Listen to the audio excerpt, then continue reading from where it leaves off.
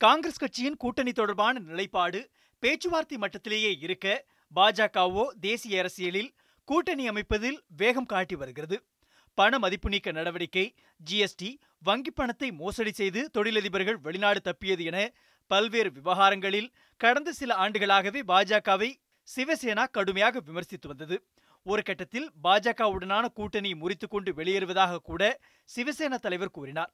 இதனால் பாஜக சிவசேனா கூட்டணி நாடாளுமன்ற தேர்தலில் தொடருமா என்ற கேள்வி எழுந்தது. இந்நிலையில் திடீர் திருப்பமாக சிவசேனாவும் பாஜகவும் நாடாளுமன்ற தேர்தலில் நேற்று தொகுதி பங்கீடு செய்து கொண்டுள்ளன.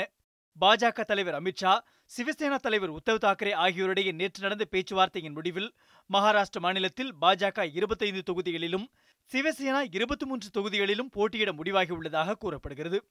ஏற்கனவே பீகாரில் நிதிஷ்குமாரின் ஐக்கிய ஜனதாதளமும் பாஜகவும் கூட்டணி அமைத்துவிட்டதாக கடந்த ஆண்டே அறிவித்தன.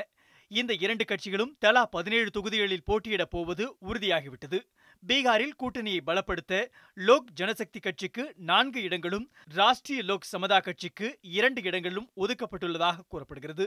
இது தொடர்பாக லோக் ஜனசக்தி தலைவரும் மத்திய அமைச்சருமான ராம்விலாஸ் பாஸ்வானுடன் பாஜக பேச்சுவார்த்தை நடத்தி வருகிறது. பீகார், மகாராஷ்டிரா என தொகுதி பங்கீட்டை முடித்து பாஜக வேகம் காட்டி வரும் நிலையில்தான் பாஜக தலைவர் அமித்ஷாவின் தமிழக வருகை முக்கியத்துவம் வாய்ந்ததாக பார்க்கப்படுகிறது.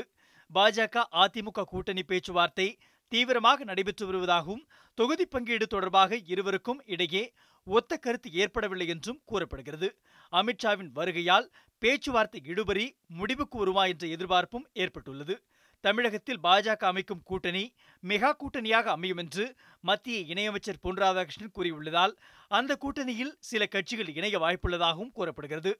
குறிப்பாக பாஜக, தேமுதிக, இந்திய ஜனநாயக கட்சி, புதிய நீதி கட்சி உள்ளிட்டவையும் அங்கம் வகிக்க வாய்ப்புள்ளதாகவும் அரசியல் நிபுணர்கள் கூறுகின்றனர். மொத்தமுள்ள 39 தொகுதிகளில் பாஜக 10 இடங்களை கேட்பதாகவும் அதற்கு அதிமுக இசைவு தெரிவிக்க மறுப்பதாகவும் கூறப்படுகிறது. பாஜக 7 தொகுதிகளும் அதன் தோழமை கட்சிகளுக்கு 3 தொகுதியிலும் வழங்க அதிமுக வற்புறுத்துவதாகவும் தகவல்கள் தெரிவிக்கின்றன.